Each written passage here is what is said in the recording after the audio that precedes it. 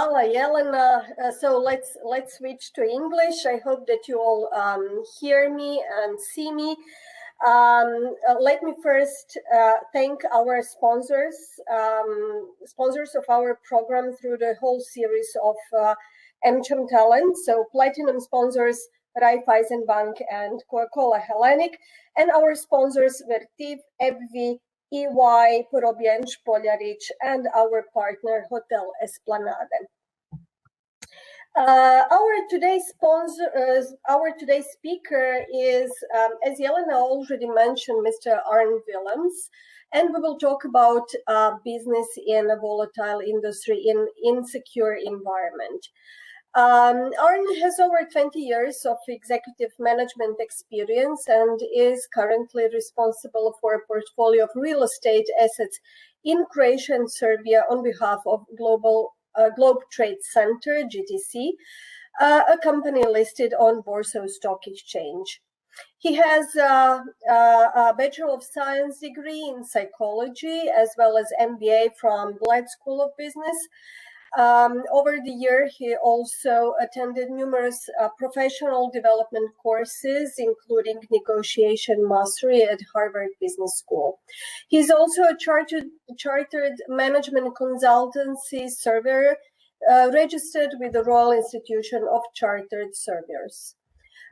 He's a strong believer in the importance of conversation and leadership through dialogues. Well acquainted with the topic of negotiation, which he claims to be of utmost importance in our lives. He also strongly supports different non-governmental organizations and is currently a member of American Chamber of Commerce in Croatia. He also used to be our former president. He is also active at Croatia Green Building Council and also a speaker at many conferences through the region, including Poland, Hungary, Serbia, and Croatia.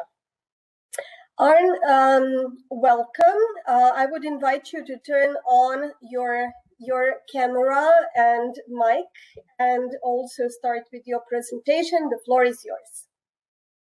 Thank you, Andrea. It's a great pleasure to be here. I'm really glad to be able to be part of the AmCham Talent program this year. As Andrea already mentioned, I used to be a board member and at some point in time also president of AmCham. So it's nice to be in some way involved in the work of AmCham again. I hope everyone had a nice start to the week. And that you will enjoy the presentation, which will last approximately an hour, maybe slightly less, and then we can have some time for question and answers.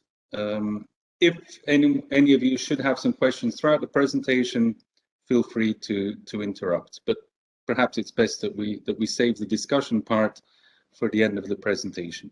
I will now try to share my screen so we can start. There we go.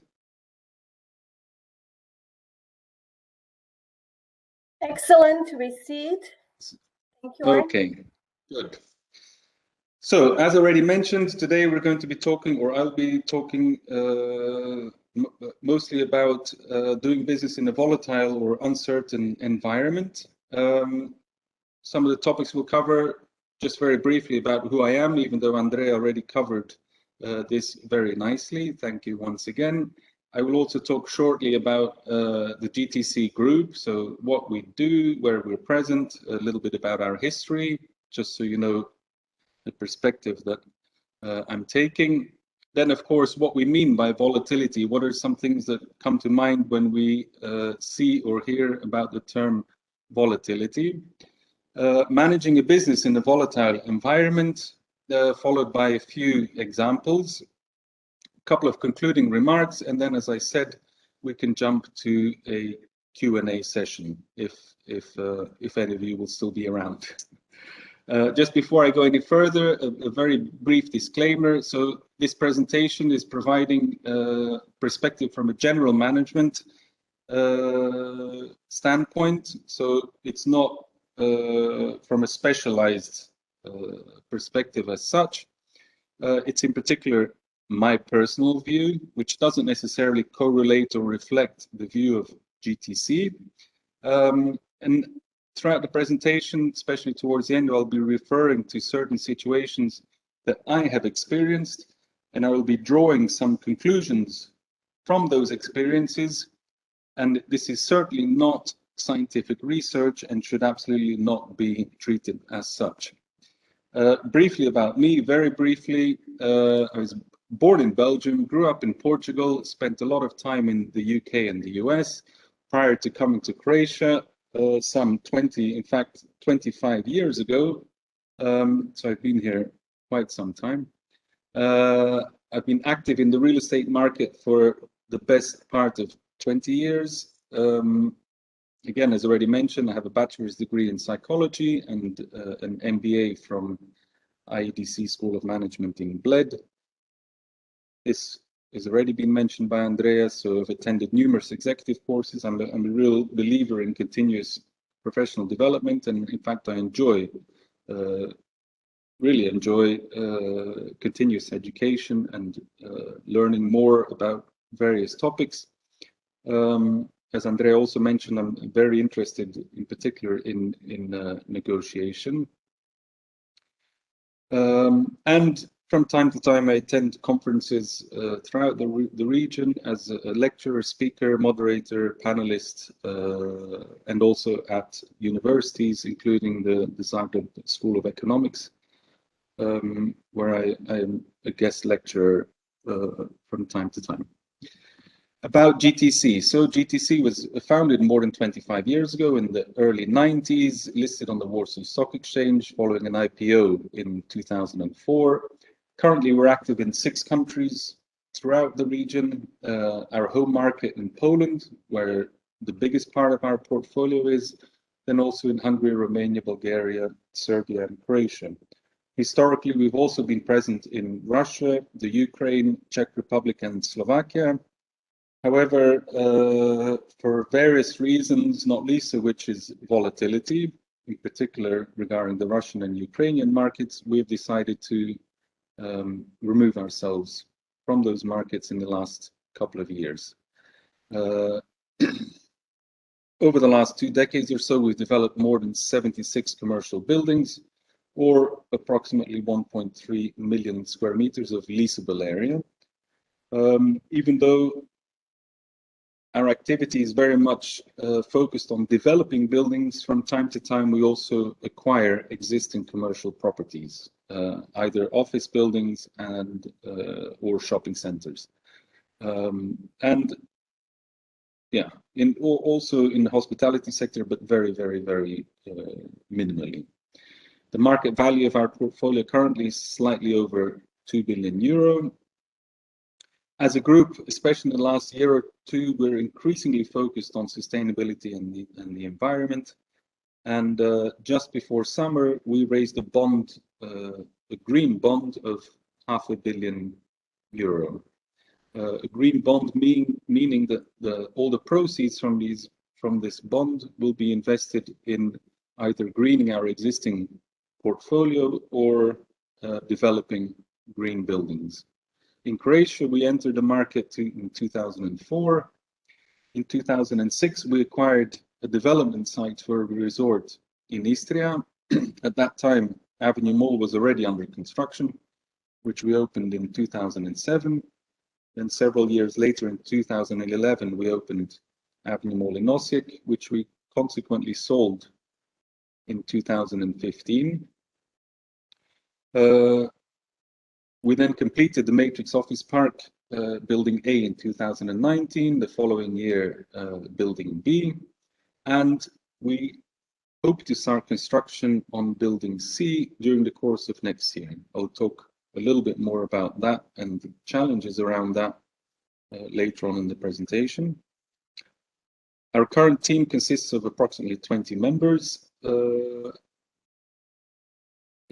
And we work a lot, so a lot of our business is outsourced. Obviously, construction is outsourced, but also to some extent project management design, permitting, and so on. Those are all things that we monitor internally, but the actual work is outsourced to external partners. Here on the screen now, you can see some of the pictures of Matrix Office Park. Some of you may be familiar with this development. It's located on Slavonska Venja, just diagonally across from the Coca-Cola building. We're very happy with this development. The first building is practically completely occupied. The second one is getting there, and hopefully we'll be able to continue in the next couple of months with the third building. Regarding Matrix, these are, as already mentioned, 2 office buildings, slightly over 20,000 square meters of leasable area, over 500 parking spaces, LEED Platinum certified. So LEED is Leadership in Energy and Environmental Design. Platinum is the highest level of certification that can be achieved for a building, and we're really proud and happy that we achieved this for the Matrix Office Park. The total development cost to date, so that's for the existing 2 buildings, is around 43 million, with a net operating income of close to 4 million. Excuse me. Some of the tenants in the building include Spaces, which is a brand of Regis, Olympus, BASF, Generali, and many others. We have companies from maybe 150 to 200 square meters up to several thousand square meters. So really a mix, and also a mix of established international companies as well as startups. So very nicely diversified. This brings us to volatility. So the main topic of today's discussion, what do we mean by volatility? So typically when we think of volatility, we think of a sudden change, and not only a sudden change, but quite extreme in many cases. During a volatile situation or a volatile market, performance becomes very difficult and challenging to predict. There's a lot of instability and uncertainty, and generally things are rather turbulent. One can think of volatile weather. Okay? When we talk about volatile weather, if you're on a boat in the middle of the Adriatic and the weather is considered to be volatile, this means that you really don't know what's coming next. Is it a storm? Is it sunshine? Is it a strong wind, big waves? So you can imagine sailing a boat in that weather is rather challenging. What I would like to mention here as well is that volatility, we can talk about the volatility in the market, so generally, or volatility within a specific industry, or even volatility at the business level. So at the organizational level, you may also have volatility, regardless of the market itself or the industry itself being rather stable. For whatever reason, within your business or organization, there may be volatility. Now, in the next couple of slides, I'll be talking about factors that I believe are important during volatile times in order to keep a business on track, let's say, and to keep performance as strong as possible. But also what can be done to some extent to prevent volatility within an organization. Excuse me. Now, people, a little bit cliche. It's, you hear it time and time again. People, they're so important. Well, the reason for that is because they really probably are. And I would really say that people are a business's most valuable asset, right? Without people, there is no business. So regardless of technology and IT and robotics and artificial intelligence and so on, behind that, again, there are people. So No people, no business. If they're the most valuable asset of a business, well, then they should be treated as such, right? Again, and this counts for several points that I will be making. These may seem obvious, but all too often it's not the case, right? It's very often when it comes to people, the focus is actually not on people, but on other things. Whereas, again, without people, no business. Now, within an organization, some people may have more influence than others. Some may be in some way more important than others even. But as you can see from the little picture on the screen where you have 3 cogwheels, right? All of them need to turn. If one gets jarred or if you stop one, everything else stops. Okay.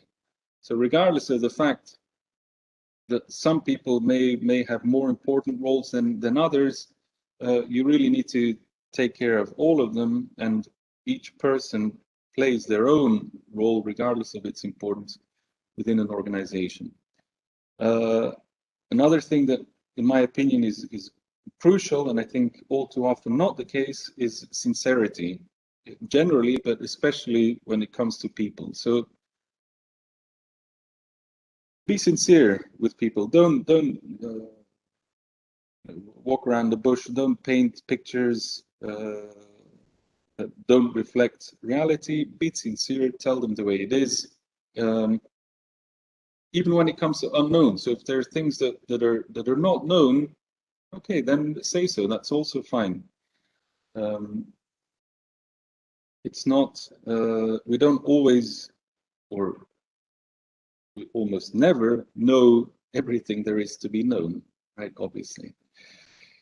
So that's the first one. The second one, product portfolio. So within our business, what do we actually have, right? What does our portfolio consist of? Rarely it's just one item. Usually it's a portfolio of items, whether it be services or actual products. In our case, buildings. Also, very often, like in the fruit basket that we have at home, very often there's a rotten apple or some other fruit in there, right? It's extremely important to identify those so-called rotten apples. Why? Because they contaminate others, okay? And then before you know it, your whole portfolio or fruit basket is rotten, which is obviously disastrous. So try to identify and get rid of fruit that's rotten, or part of your portfolio that's not performing well.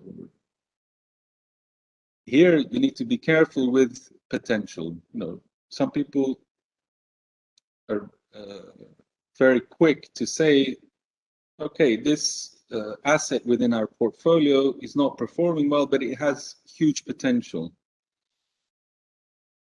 Very often that ends up not being the case. So we should be very cautious when we talk about assets or services with tremendous potential, because very often that ends up being just some kind of cover-up. And very often, again, talking from my own perspective and experience, these non-performing parts of our portfolio tend to be cash burning, which especially in a volatile, uncertain, challenging environment, you literally cannot afford. Partners, stakeholders, so just another word, including clients, suppliers, shareholders, and so on. Businesses obviously don't work on their own, right? We work, as I said, we specifically, we work very closely with lots of other companies. In particular, during a volatile time, you want to be very open about what you can and can't do, which services you really need, which you don't, how much you can afford, and so that's on the supplier side. With clients, if there's a lot of volatility and uncertainty in the market at large, more than likely everyone is being affected, including your clients. So especially if you're in the business for the long term, which is always, in my opinion, we should all be in business for the long term.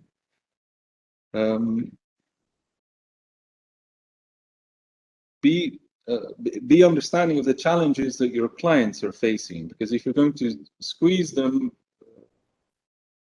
you may very well squeeze them out of business, which will then obviously have implications on your own business, especially in the long term. And in the sector that I'm in real estate, but particularly in construction, unfortunately in the past, and speaking about Croatia, it's very hot. It's happened very often that general contractors have put their subcontractors, they've squeezed them so much that they've put them out of business, which is then not good for the industry at large. So always try to maintain a balance between your needs and the ability of your partners and vice versa. The importance of cash. So cash is still by far the most important part of a business. I said at the very beginning, people are the most valuable, but I think cash is probably the most important, because at the end of the day, that's what we're in business for, right?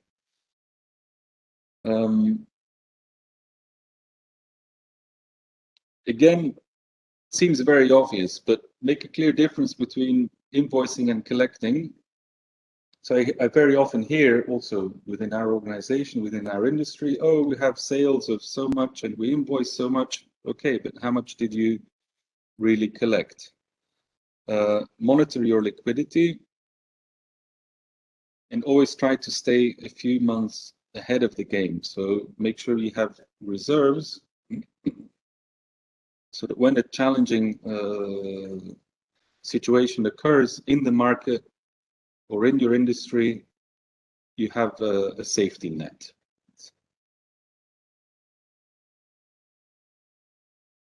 Plan. So it's absolutely crucial to have a plan in place, right? It's also crucial that you don't make a plan just for the sake of planning, but that you're also continuously amending your plan. So see how you perform and see what's happening in the market and amend accordingly. When doing so, at least initially, don't get caught up with detail. You see here various forms of transport. It's crucial to know, first to know where you're going, what your destination is, and then you can decide on the best mode of transport to get there.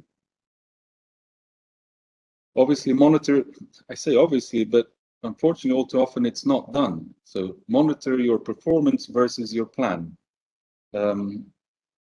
As we speak, we are now finalizing our plan and budgets for 2022. And in discussion with some colleagues,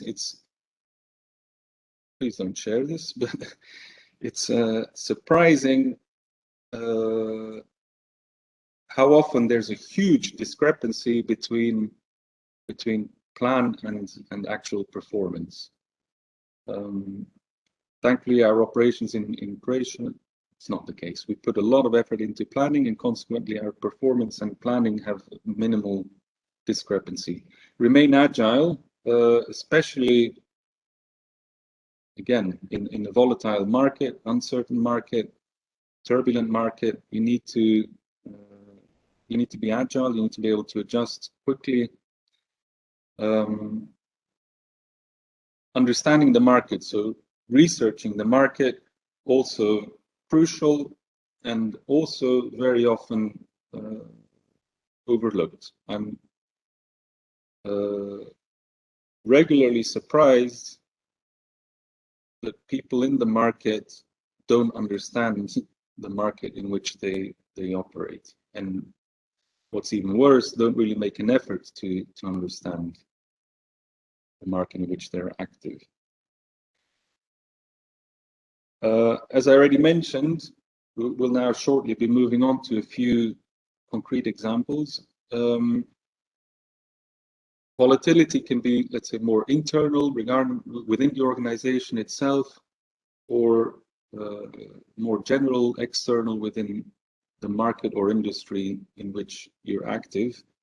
And in an absolute worst case scenario, you have a combination of the two. Not unheard of. So when there's volatility, both within the business and within the industry and market at large, this becomes extremely challenging.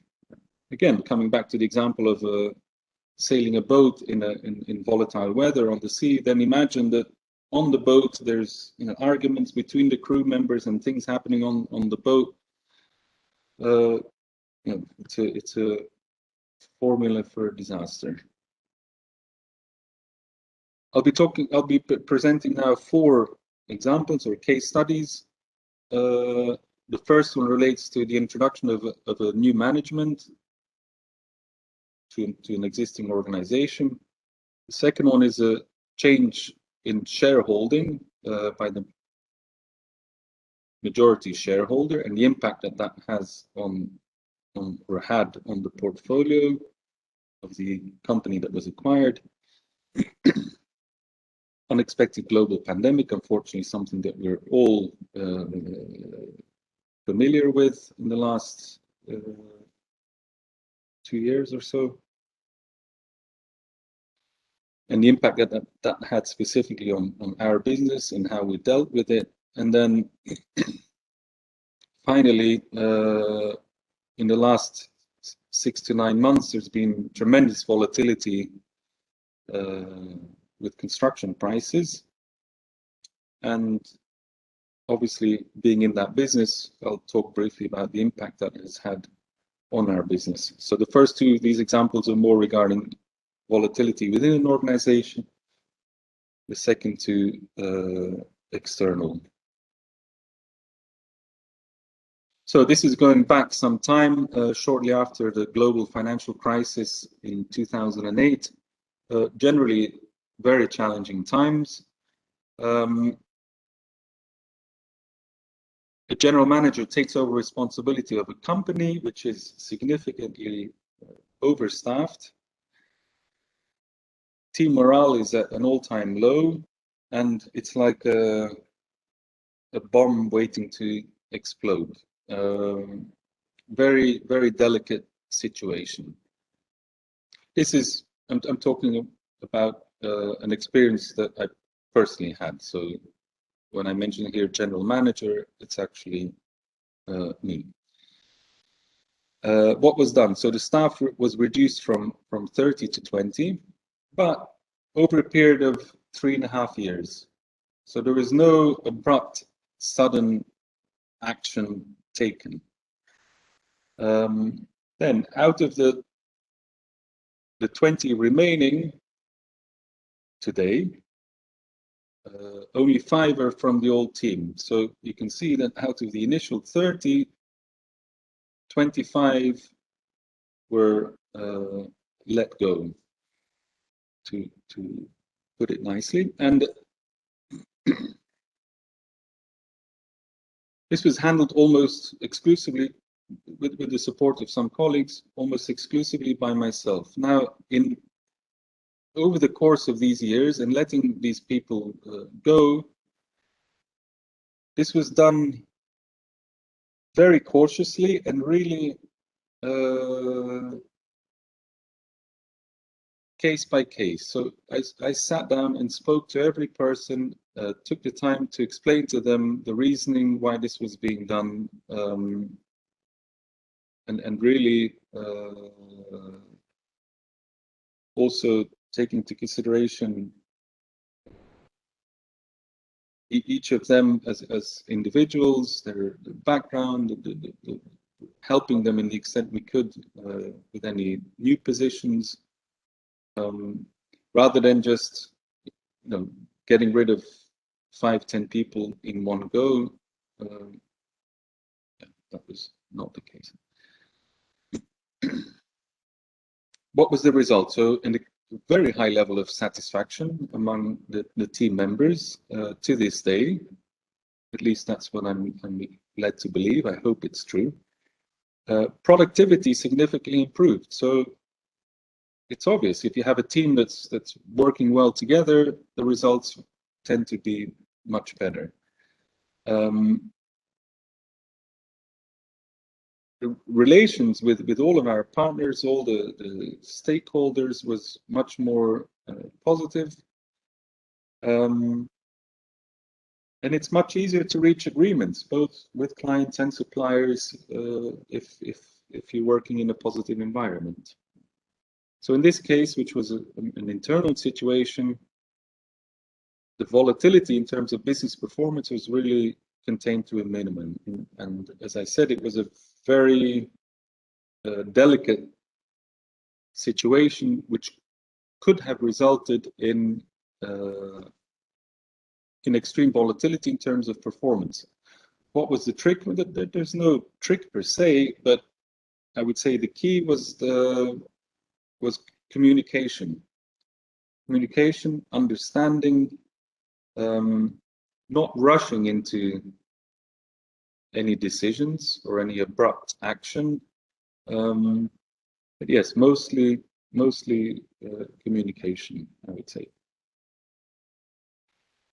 Second one is when there was a major change in shareholding at the group level. So a new majority shareholder took over, a new CEO was appointed. Extremely interesting because this acquisition was done very much in Excel, meaning that the focus was very much on the numbers and not on the actual business. So no one, prior to the acquisition taking place, no one spent a lot of time really seeing the portfolio and seeing what was really out there, which was actually not very good. There were a lot of the rotten apples I mentioned earlier on. There were quite a lot of those within the portfolio, and this made it very challenging to raise new capital, bank financing. The share price, being a listed company, was all over the place and dropped by almost 50% over a period of 10 months. So yeah, rather challenging situation, and something had to be done. And the CEO instructed the management to get rid of. So he was actually not part of the acquisition process. He was appointed shortly after the acquisition took place, and he, after being appointed, actually spent time analyzing the portfolio, and he very quickly understood that there were a lot of underperforming assets that were burning cash, and we were instructed to sell them for whatever price achievable. A very concrete example in Croatia is Avenue Mall Osijek.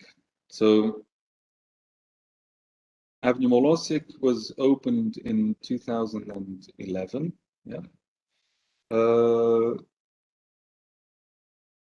An investment of somewhere around the 75 million euro, but it was burning cash. It was not performing.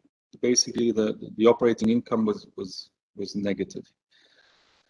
We sold it for, I'm not going to tell you the exact amount, but a value that's single-digit percentage of the investment, so less than 10% of the investment value. So really sold it for whatever price achievable. And this is just one example. Within the portfolio, we had quite a few of those. So we're talking about hundreds of millions of euros that were, in a way, lost. But in doing so, we turned a portfolio that had underperforming assets in it, on the basis of which we were not able to raise new capital. The share price was going down, whereas it should have been going up. We couldn't raise finance. So in taking the action that we took, we turned the portfolio into a healthy portfolio, which was significantly smaller than it was initially, but which was also very attractive to the capital markets. So all of the assets, all of the remaining assets in the portfolio were very strong, well-performing, provided a lot of certainty, and within 6 months the share price had grown by 50% and then continued to grow for the months after following this. So and remained quite stable. Later on, for other reasons, there was again volatility, but we at least managed to stabilize the situation for some time. If this hadn't been done, so coming back to what I said earlier, if there were at the country management level some country managers who were saying, yes, but this asset, it has potential. If it wasn't performing, we sold it, and we sold it for whatever price we could. Had this not been done, we would have had continued liquidity issues, and it would have just been a downward spiral, which could have potentially led to defaulting on loans, bonds, and so on, and potentially bankruptcy. So sometimes, even if an action seems very extreme, sometimes it's necessary in order to save the company. The lockdown. So last year, everyone's familiar with it, but it came completely unexpected as a big surprise. And it was a situation in which we immediately were very concerned about our occupancy, not only in the shopping mall, but also in office buildings, but in particular in shopping malls, since they were basically shut down. And we were generally concerned about the future. We immediately opened dialogue with our tenants, with our suppliers, with our shareholders, and obviously within the team, with our teammates, and immediately scrapped all the plans that we had, amended them.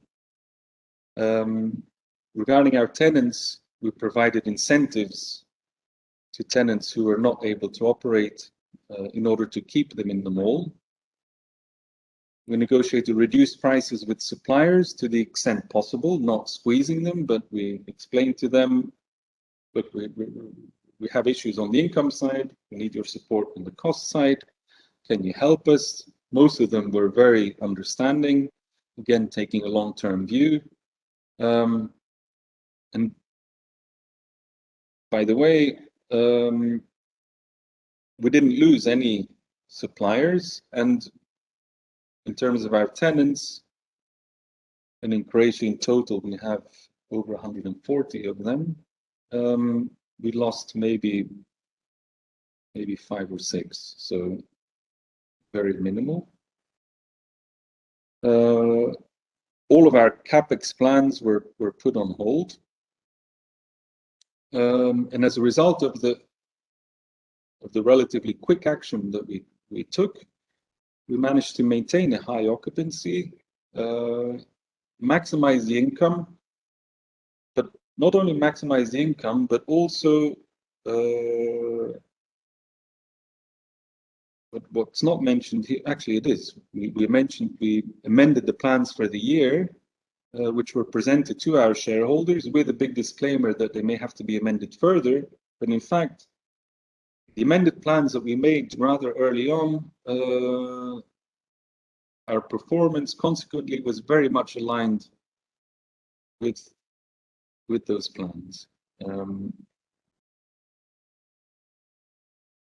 Our liquidity was at no point jeopardized. This was of extreme importance to us. That was probably the key. It was our biggest concern at the beginning.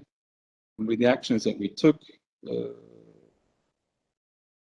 we were able to maintain liquidity throughout the lockdown and the very challenging year that we had last year and are still facing today in terms of challenges. But again, with the actions and the planning and the measures that we took, we were able to maintain liquidity, and at no point in time was this jeopardized. We were able to service our debt and pay all the suppliers timely.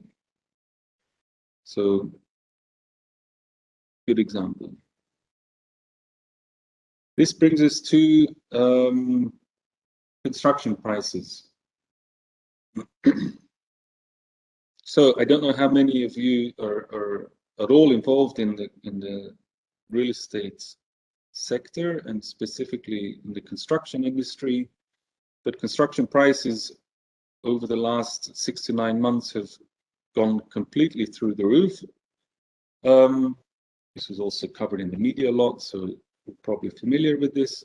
But this during a time when we were tendering the works for Matrix Building C. Initial bids that we got from general contractors came in 40% above budget, which is obviously huge and completely kills the feasibility of any business plan. What did we do? We did some value engineering. So we went back to the drawing board and saw if there's anything that we can change in terms of the design.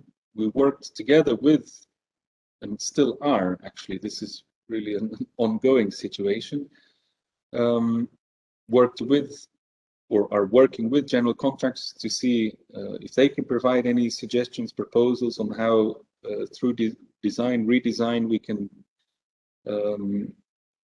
reduce the cost.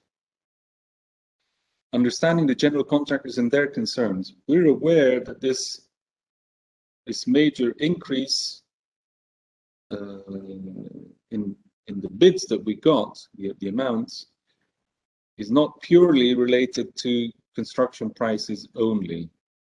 So there are general contractors that have concerns about their ability to perform, not only the cost of material, but also the availability of material. And this is all factored into their pricing towards us. So we have and continue to take time to understand these concerns so that we can then discuss together with them how we can mitigate some of the concerns that they might have. And amending expectations both on their side and on ours. So reducing a little bit our margins, again, also on their side. As I said, this is an ongoing process. The result remains to be seen. Either we reach a business plan that's feasible and we proceed, or we wait. For how long? We're patient. We have, if we look just at GTC Croatia, but it's very similar in other countries, we have a very healthy portfolio. In Zagreb specifically, Avenue Mall and the 2 existing buildings of Matrix Office Park, we're both performing well. We have all intent to continue developing, But if we have to wait, we will wait, and if we need to wait for 3-6 months, we will do so, or even longer if necessary. But personally, I'm confident that regardless of the volatility in the construction sector, that we will, together with the contractors and the team and our external partners, be able to reach a scenario or a plan that works for all of us. So to conclude, excuse me, I think it's crucial to always be prepared, and be prepared for the worst to the extent possible. So kind of like firefighters. Remember the importance of your people. Regardless of volatility, no volatility, it's good to clean your portfolio from time to time, get rid of non-performing assets or service lines. Work closely with all of your stakeholders. Okay? Try to the extent possible not to be against them, but to reach some kind of common ground.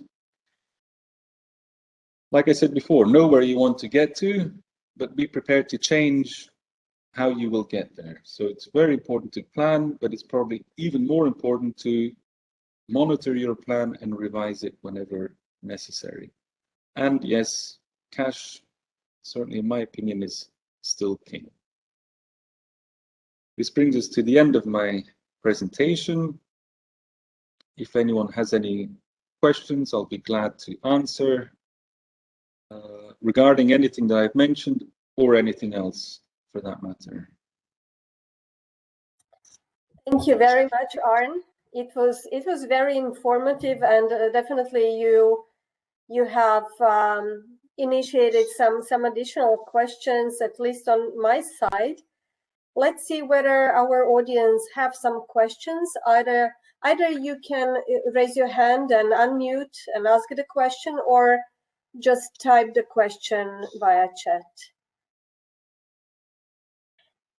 In the meantime, maybe I would start with your last observations about construction prices. I mean, now we are tackling not just in general volatility, but to be more specific, and this is something what I think everybody here can see, this new situation on the market. Do you think that this situation is primarily triggered by coronavirus and some other trends which we see, problems in supply chain, we see problems in logistics? Is it the same situation here, or there are some parallel trends influencing your industry? Well, it's a combination of factors, but it's to some extent also tied to the challenges with logistics. So I think it's commonly known that a lot of construction material, unfortunately, speaking now from a sustainability perspective, but a lot of construction material comes from different parts of the world. So as soon as there's issues with logistics, this has a knock-on effect to construction material and consequently pricing. That's one thing. I think also during the initial months of Corona and the pandemic, a lot of construction work was put on hold, right? For obvious reasons. Some of them I touched upon.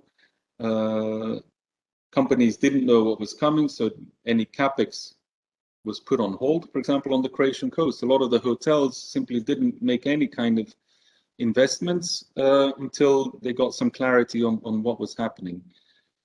Then slowly, when things started to open up, this pent-up demand meant that there was suddenly a requirement for more business than usual, which probably also then had an impact again on the logistics side of things, and it's a little bit of a vicious circle, if you like, which I think, and I have some indication from colleagues and others in the market, that it's slowly starting to normalize. So regarding construction prices specifically, we see in some markets already that they're stabilizing, so that the amount of volatility that we've seen is really narrowing down. And even that we've seen that we're starting to see some correction of pricing in the positive sense, meaning that they're coming down a little bit. In Croatia, I don't expect a major downward correction, maybe a few percent. But what's important for us, as much as the pricing itself, is stability. Mm-hmm. Thank you. I think you have just answered, or maybe if you would like to add something to Juraj Bojko's question. He asked, "Hi Arn, can you share with us expectations for the construction costs? Is there any sign the costs will start lowering?" So I think more or less you have answered that. And Sonia Kovacic is asking, can you tell us which of the markets where GTC is also present is most similar to Croatia?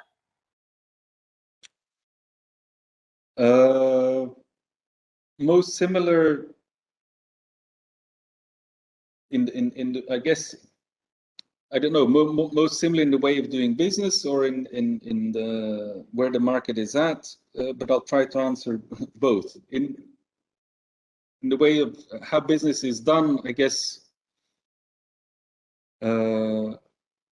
Serbia, Bulgaria, Romania, there, let's say the business culture is similar, even though I would say Croatia is perhaps slightly more, for the better, slightly more Western than some of those countries, not just geographically, but maybe also partially because of that. In terms of where the market is at, there's the demand for commercial space and specifically office space, let's say in Belgrade, Sofia, Bucharest, but especially in Belgrade, is much higher than in Zagreb. And this is quite fascinating, actually, because Zagreb is, without being overly critical of our neighbors, Zagreb is it's in the EU. It'll soon be in the Eurozone. Hopefully, the borders should open up. So in that sense, it's more advanced. But still, a lot of companies opt to be in Belgrade with their headquarters rather than in Zagreb. So in terms of demand is much stronger there. The rent levels are much higher in Belgrade than in Zagreb. So to give you a very concrete example, in Zagreb, rents are now, let's say, around 13.5, 14 euro per square meter on a monthly basis. In Belgrade, for the same space, it's 16.5, 17. Wow. So big difference. On the cost side, it's a little bit cheaper in Belgrade, not much. And then if you look, on the one hand, higher rent, on the other hand, lower cost, then also for us, the returns that we achieve in Belgrade are significantly higher than in Zagreb. So perhaps I just answered my own question. That's maybe why a lot of businesses opt to be there, because on the one hand, the income is the same or higher, and the cost is lower. So obviously, the profitability is better. I will continue with another question, which actually was quite intriguing for me. I mean, in all businesses during Corona crisis, everybody, I think, when the outbreak happened, everybody tried to check whether the status of cash reserves, how long we can endure. So, is there any rule of thumb in your industry? What's the healthy level?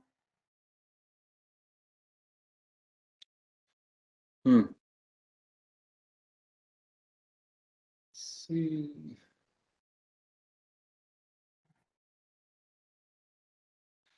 I don't know if there's a rule of thumb, but we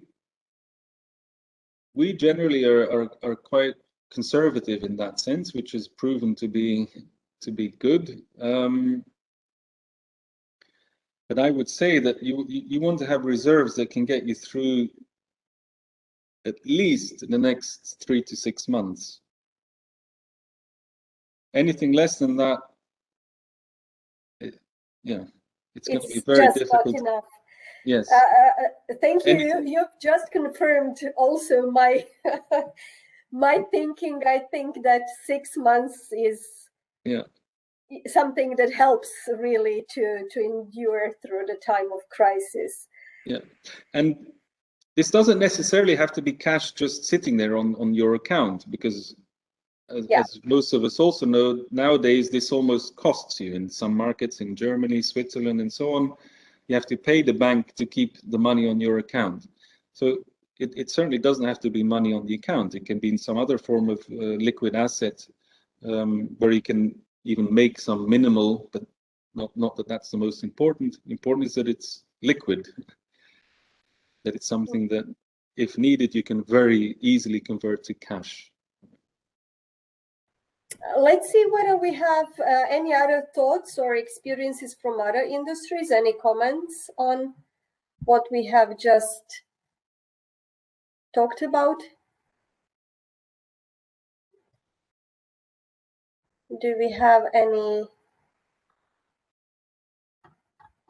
hands? Not yet. Arne, you've also mentioned that it's important to remain agile. We all are aware that these days really bring agility as one of the prerequisites for staying alive in business.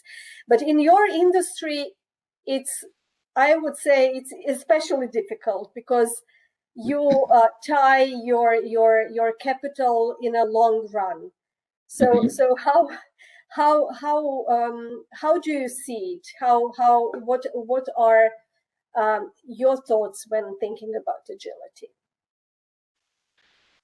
I think here we can look at two different scenarios. So one is when we're talking about operating assets. So take in our case the first two matrix buildings, or Avenue Mall for that matter. In that sense, I think agility is required in terms of the relations with your tenants and with your suppliers, which I mentioned also throughout the presentation. Of course, contracts are important, and we have lease contracts with our tenants, we have supply contracts with our suppliers. But in volatile times, in challenging, uncertain times, we need to not put the contracts aside, but maybe to some extent, yes, and look beyond that and take a more long-term view and say, okay,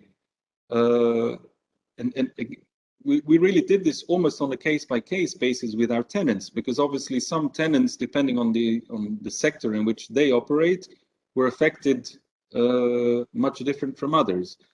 An example, the pharmacy in Avenue Mall had enormous growth, right? Supermarkets and so on had enormous growth. So obviously they were treated very differently from tenants that were really suffering. And I think in that sense, a certain agility is required. So there's not a one size fits all. It's not like, oh, this is what we're going to do across the board. We don't care what industry you're in. So that's regarding operating assets. Regarding, and this is maybe even more challenging, assets that are under construction,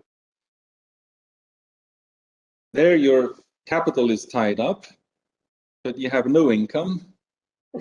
If you stop in the middle of construction, you're definitely not going to get income anytime soon.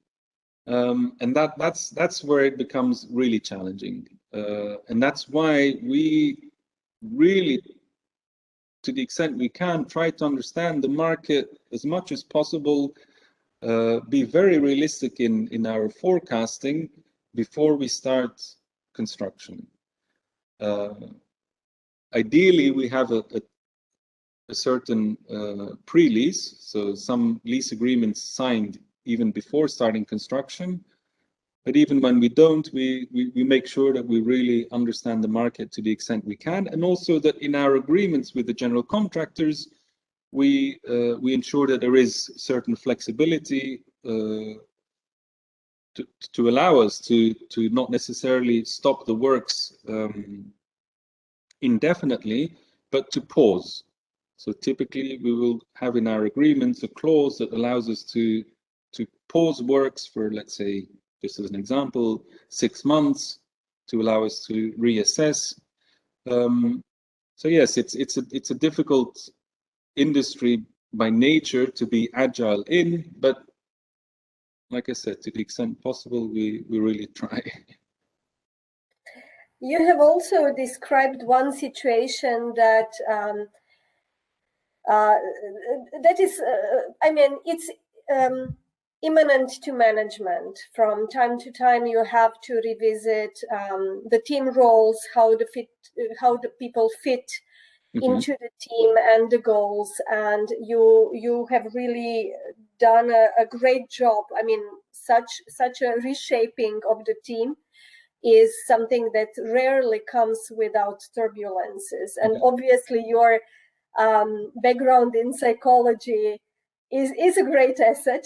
Yes, could be. Can you tell us a bit more details?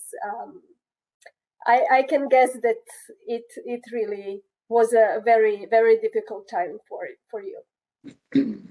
It was difficult because on the one hand, when I joined the company, there were expectations from group management that, and talking now specifically about the team and the staff, that certain actions should be taken quickly. And there were even some cases where, regarding some individuals, where I was literally on the phone with management, and they said, yes, you go ahead and do this. And I didn't, because I wanted to take time to really understand what the issue is with each individual,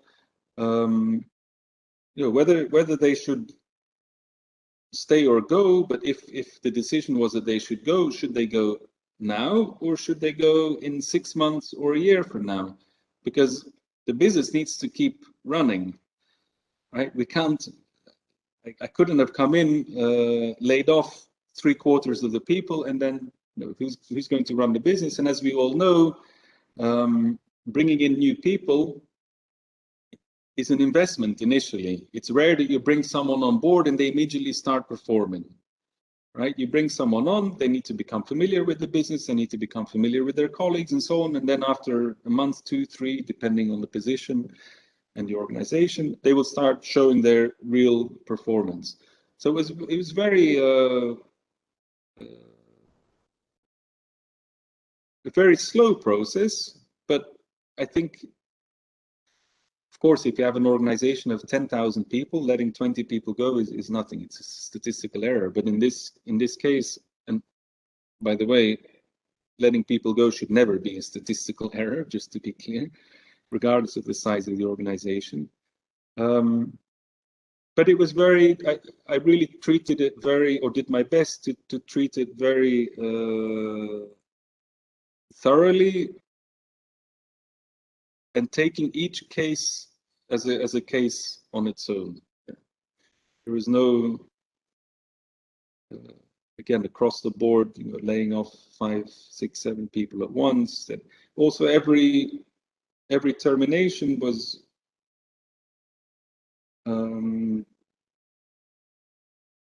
I believe that in the end, maybe bar 1 or 2, almost all of the terminations were mutual agreements. So there was no litigation afterwards. We didn't get sued. We didn't. Whereas when I came, a few of the team members had lawsuits in their drawers, ready to be filed. Right? So just to give you a flavor of what I stepped into. But yes, every situation, literally every employee needs to be dealt with as an individual, which they are.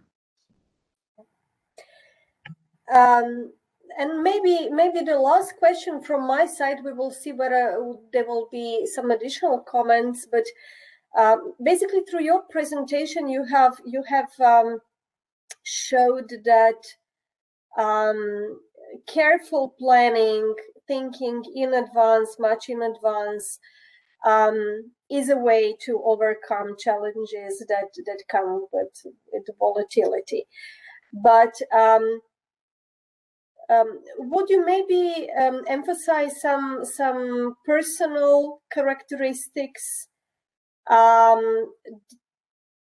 which work better with this kind of environment? Patience, or I don't know, stubbornness, or something else that can help you to bridge the gap when the things become difficult. I think you mentioned a very good word there, and that's patience. And I really believe in the saying that patience is a virtue. Of course, there are situations where you need to take action immediately, but that's usually to deal with a very isolated situation. But generally, the world tomorrow is not going to be that different from today. Okay? Regardless of what all of us might think, and regardless of the pandemic, yes, it happened overnight, but it didn't really, right? It happened over the course of some days, weeks, months. So patience is a virtue, and let's sleep over it. Absolutely. I think one of the mistakes that's commonly made in business, even in private, and social media is certainly not helping this, is we tend to react. We're constantly reacting. Someone posts something, we react. Someone says something, we react. We read something, we react. But what do we read the headline, but we're reacting. So we're constantly reacting without really trying to understand what whoever it might be is trying to say, what their concerns are, what the issue really is. Really, like I said, really trying to understand. And I'm of the opinion that without understanding, how can you do anything that makes sense, that has any value? But yeah, so I think trying to minimize our reaction, but putting more emphasis on understanding. Thank you very much, Aaron. Let's see whether we have any other comments. I'm 100% sure that everybody would like to ask the question about the trends on the flat market, either in Zagreb or at the seaside. Probably they're not daring to ask at this moment. Maybe you would like to give some wrap up for the end. Sure. With some personal observations. Sure, and GTC is currently not active in the residential sector. However, it's something that we're considering, also in Croatia. So who knows? Maybe in the future we'll be developing some apartments. My view is that generally apartment prices or housing prices will not come down anytime soon. The exception being those apartments that are being sold for, I don't know, 5, 6, 7, 8,000 euro per square meter. There might be a correction because there simply aren't that many people that can afford those kind of prices. On the other hand, there also aren't that many apartments. If you look at the overall, there aren't that many apartments that are being sold at those prices. But generally, I don't see prices coming down. Not in Zagreb, not on the coast. The fact is that Croatia still has a very, very, very high percentage of ownership. So I think more than 80% of the people in Croatia live in apartments or houses that are owned either by them or their family or their partners. Whereas in I don't know, Germany, it's maybe 20% or even less. So what we may start to see is a reduction in the amount of people that live in owned real estate and maybe an increase in renting, which I think would be good for the market.